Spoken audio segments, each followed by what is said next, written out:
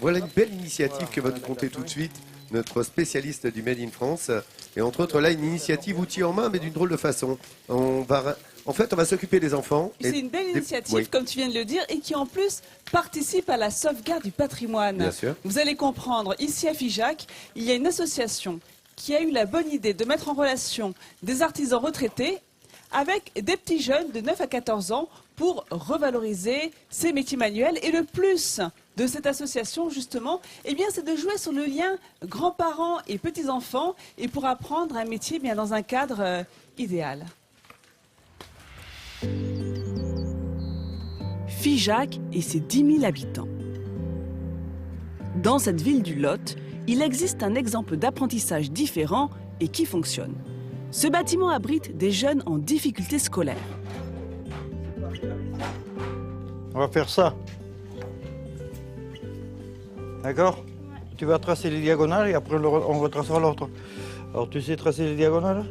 Jean-Louis est retraité et une fois par semaine, il vient faire des cours sur mesure. Et tu fais l'autre, voilà. Ce matin, il forme un binôme avec Hugo, 12 ans, et ensemble, ils se lancent dans la fabrication d'une lampe en bois. Et on coupe à la scie. Tu veux que je te commence à faire le départ ou...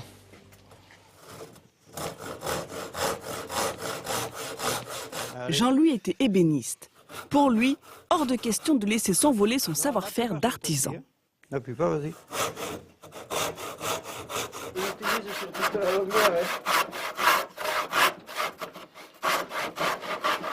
Et bien voilà une pièce. Alors il donne de son temps pour valoriser un métier manuel et ne pas mourir avec son savoir-faire.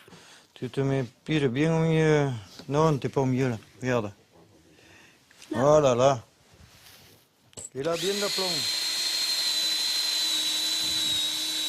Si on ne transmet pas notre savoir-faire, comment ça va se passer dans quelques années? Personne ne saura plus rien faire. On va laisser quelque chose aux jeunes. Notre passage sur la Terre n'aura pas été négatif. Juste à côté, il y a un second binôme formé par Fernand et le jeune Mathis. Ils travaillent quant à eux en plomberie.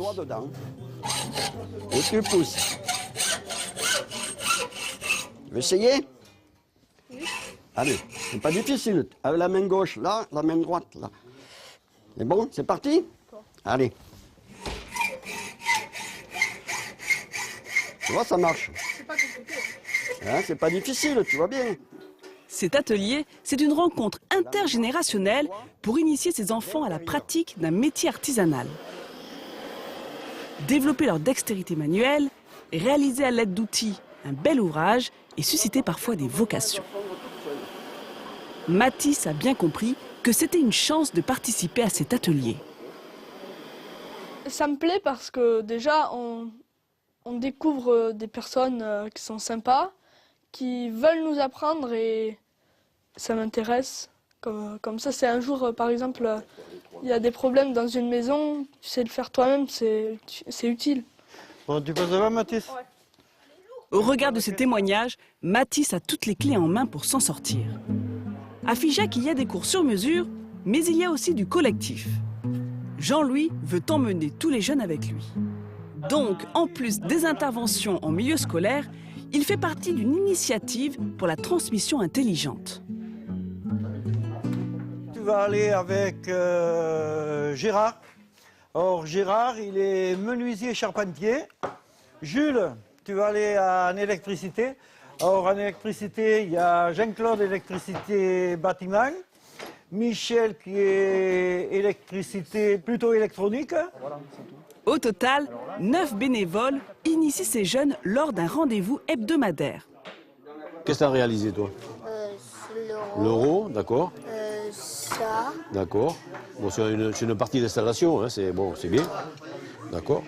Là, au moins, ils apprennent aussi à souder, hein, et ça peut leur servir un peu plus tard, pourquoi pas. Hein. Charpentier, menuisier, ferronnier, tailleur de pierre et même pâtissier. Cette initiation au métier du patrimoine, c'est en quelque sorte un épanouissement sur 2 générations. Top, top, top. Voilà, je crois que c'est bon. On vérifie. Moi, je suis issu de l'apprentissage et, disons, en transmettant aux jeunes, il me semble que je reviens en arrière. un moment de partage et de complicité. Car finalement, cette association, l'outil en main, c'est bien plus qu'une simple histoire de transmission. À la fin de chaque atelier d'ailleurs, chacun pose les outils pour déguster tous ensemble les pâtisseries confectionnées sur place. C'est délicieux. Et voilà l'avantage d'avoir un pâtissier. Grâce à cette association, les métiers manuels sont valorisés et transmis de génération en génération. C'est une très belle démarche et je pense notamment aux jeunes en difficulté. Oh, c'est mignon ça, coucou. C'est très mignon Qui ça. peuvent se révéler dans un métier manuel. Alors, je vous ai apporté certaines de leurs créations. Je vous rappelle qu'ils ont entre 9 et 14 ans et c'est pas mal du tout. Regardez ça, c'est un dessous de plat en mosaïque, tout le travail de mosaïque. Et donc, ils travaillent la mosaïque, la pierre, le bois, c'est très riche. Et là, est-ce que vous reconnaissez ça ?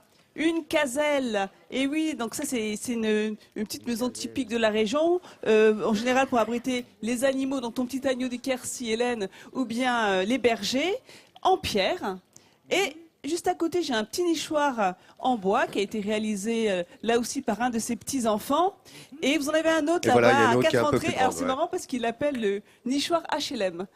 Ah d'accord, sur plusieurs niveaux. Merci Ils sont à beaucoup plusieurs. Nathalie. Voilà, donc c'est un beau travail et c'est une belle idée à 2 titres. Alors déjà, Oui. ça permet justement à des petits jeunes de se révéler quelque part et à ces retraités de transmettre leur savoir-faire. Et ils sont juste derrière moi là, c'est venu nous faire un petit coucou. Bravo, messieurs. Alignés les uns à côté Félicitations. des autres. Donc encore un grand bravo messieurs pour ce que vous faites.